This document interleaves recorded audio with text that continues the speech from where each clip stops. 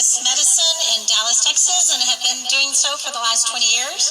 I am an activist, and that began when Obamacare showed up. The reason I'm here today is because I want you to know the truth about this virus. I am currently treating COVID patients in my office. Let's start just with some simple numbers, and we've heard these numbers, but I want you to think about them.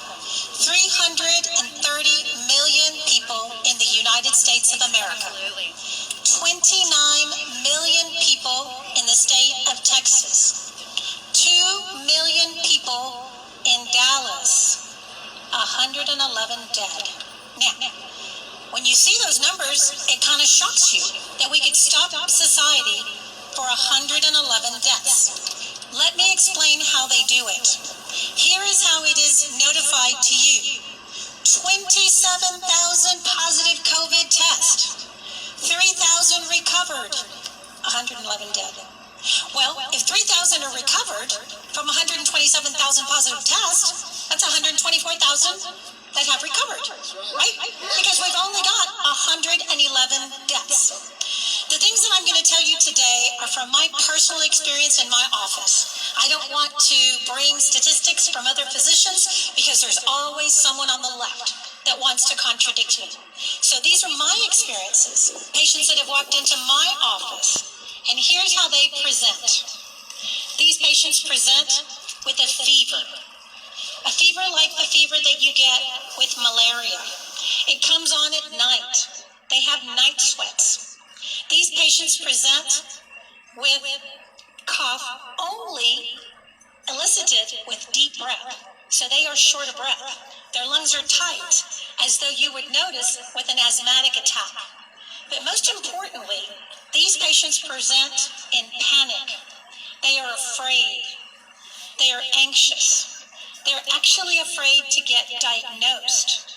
They have been staying at home for days and not coming into the office. Why is that? Well, that's real simple. When they go to the emergency room, they're turned away.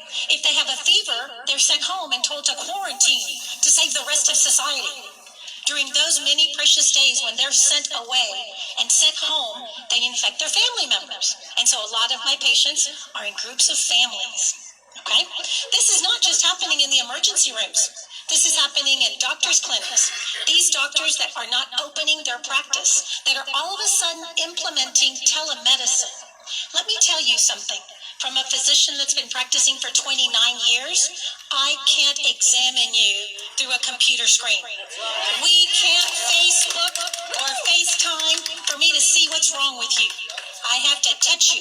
It's called a physical exam. And this is what I went to medical school, to provide care in the midst of a pandemic, not to hide in my fancy home with my fancy cars and my family. Okay, now, let's go a little step further. Let's talk about treatment. Okay? You would think that I would get some kind of guidance from the American Medical Association, the Texas Medical Association, the Dallas County Medical Association. Well, I was on a live telecast, and here's what I heard from the Texas Medical Association. We need to increase visas to bring in foreign medical doctors to help us take care of COVID patients. Really? Are you kidding me? Now, the things that I tell you are personal experience. I was on that call. Needless to say, that was my last call, right? Okay, so where and how did I learn how to treat COVID patients? Well, I'm going to tell you. I learned it from the President of the United States, Donald Trump. So, when this pandemic started, President Trump was giving daily interviews to the media. And he came across, because you realize as President of the United States, he's dealing with heads of states of other countries. And he came across a treatment protocol that had been successful in France. Yes, one doctor had treated 29 patients and every single patient had survived. And every single patient had improved. And President Trump thought that that was newsworthy. God forbid he share that with doctors. We didn't receive any advance from the local medical agencies that we all pony up our money to belong to and become members of. So I wrote these things down. I wrote these medications down. And I waited and waited for my COVID patients that just didn't come in. Because you see, they were going to hospitals and emergency rooms, and they were going to employee clinics looking for treatment, and they were being sent home and told to quarantine for 14 days. Don't come out. Protect the community. Well, what about them? What about their health? So they started slipping through the cracks and calling me. Are you open? Hell yes. Can I come in? Absolutely. That's what I make the big bucks on. And as they came in, I implemented the only thing that I had heard that had worked in other countries, countries that had been inflicted with this virus before we even knew its name. And so I wrote a prescription, and I sent them home. And I added a little bit to the protocol that President Trump gave, as I'm a physician, and it's called the practice of medicine. Right. So I gave them a couple of shots. Yes, antibiotic shots in the butt. Not one single one denied them. And guess what I found? To my surprise, the very next day, they were all amazingly better. I was actually surprised. Within 24 hours, the patient was completely symptom-free. And here's the take-home message for all of you. It's called hydroxychloroquine. Hydroxychloroquine. It costs $13. Right. $13. It's been on the market for 60 years. It is the candy for lupus. It is considered a vitamin for arthritis patients. And for some reason, those bureaucrats that are standing next to our president that think that they know more about medicine than I do are telling me I can't use it. In fact, not only are they telling me I can't use it, in 2 states it's completely illegal to prescribe this, right? Most of my colleagues are afraid to use it because the agencies that they work for have told them that the risk is too high. Liability, it hasn't been FDA approved. Well, FDA can approve you know what on my behind. I have patients at Lazono Medical Clinic that are cured of this disease. I have patients that recovered within 48 hours. In fact, the illness that they had was more caused by the stress and the fear of the propaganda that's being spewed on the news media than by the actual virus. That's right. Okay, now I'm going to shock you a little bit more. After my first or second or third script to the pharmacy, which again, readily available, $15 for hydroxychloroquine, $15 for Zithromax, I got a phone call from the pharmacist. He wanted to talk to me. He wanted me to tell him what the diagnosis was for my patient number 1 and what was the diagnosis for patient B and patient C. And I very quickly told him that I did not have to give him that information. Remember HIPAA? Wait a minute, it gets worse. Here's what the pharmacist told me. I'm not going to prescribe this. I'm not going to fill it. I'm not going to dispense it without a diagnosis. I told him, this is privileged information between me and the patient. Your job is to put the pills in the bottle. That's right. Here's what I found out. Remember we talked about the freedoms and the liberties that we're losing without you and me even knowing that we're losing them? Okay, here it goes, guys. Every time you go to the pharmacy board has stated that those 2 prescriptions, starting in early March, will not be dispensed by a pharmacist unless it comes with a diagnosis. Now, I have fought with them. I have yelled at them. I've slammed the phone at them. I've called political leaders such as Senator Bob Hall to fight the pharmacy board with me. We have made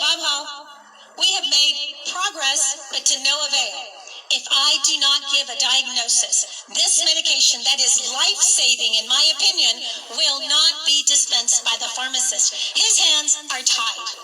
Now, gets even a little worse than that because I figured out how to get around that. And I'll tell my fellow physicians, you want to prescribe hydroxychloroquine? Patient has hypertension. You want to prescribe hydroxychloroquine? All they want is a diagnosis. How about diabetes? You want to prescribe hydroxychloroquine? Hey, let's do cholesterol, right? There we go. And trust me, I've been on the phone with the the pharmacy board. I've left messages. So that's how I'm going to do it, because I swore to protect the identity and confidentiality of my patients, and I will continue to do that. Now, I think when we do things that are incorrect, we need to be thrown under the bus. So here's the latest from the medical field, okay? If you have a prescription for hydroxychloroquine, and you happen to want to fill this at Walgreens, and yes, I want Walgreens and their administrators and administrative offices to hear me, they have instructed their pharmacists to give you a friendly call and to let you know they more than welcome come in through the drive-thru. You're not welcome to come into their stores. If you're taking a prescription for hydroxychloroquine, they're going to personally call you and tell you that they want you to come through the driveway. Well, you know what? Maybe later they'll ask you to wear a yellow star on your shirt. Seriously? So, I know. starting last week, when I discovered that this was renowned upon Walgreens, I've decided and encouraged all of my patients to go elsewhere. Now, here's what I told the pharmacist. I am from the time of AIDS. A general surgeon by training. When we went into the operating room, we didn't have a good test for HIV. So all of us assumed that every single patient on that surgical table was infected with HIV. And we protected ourselves appropriately. Right. I don't believe that we need to discriminate because patients have contacted this virus, which, as was stated, is 98% treatable with no medication. 98% of people recover. For those 2% that are sick, the President of the United States has given us a phenomenal protocol that I'm telling you in my patient population between the ages of 30 and 55 are responding phenomenally. Okay? So here's how we're going to treat our COVID patients. I'm going to treat every patient walking into the office as though he has COVID. And I'm not going to make him feel like he's a leopard or has leprosy. And I'm definitely not going to discriminate with him. I'm going to calm him down. I'm going to reassure him that there's treatment protocols out there. Now my question is, why is the media not doing the same? Why is the media blocking every single post that I make on Facebook in regards to this medication? And where are our politicians that are supposed to be our freedom fighters? I want to hear them yelling it from the mountaintops. And so I am here today to thank you for the opportunity to speak with you, to reassure you that it is not dangerous or scary to go to a restaurant, to go get your hair done, to go shopping. Our immune systems are improved through exposure to sunlight, through gathering, because we are in up moods. Reach out to your physicians. Tell them that you're not scared. Tell them to open their doors. Tell them you don't want to see their assistants. You want to see them. And call your politicians. It's time to open Texas.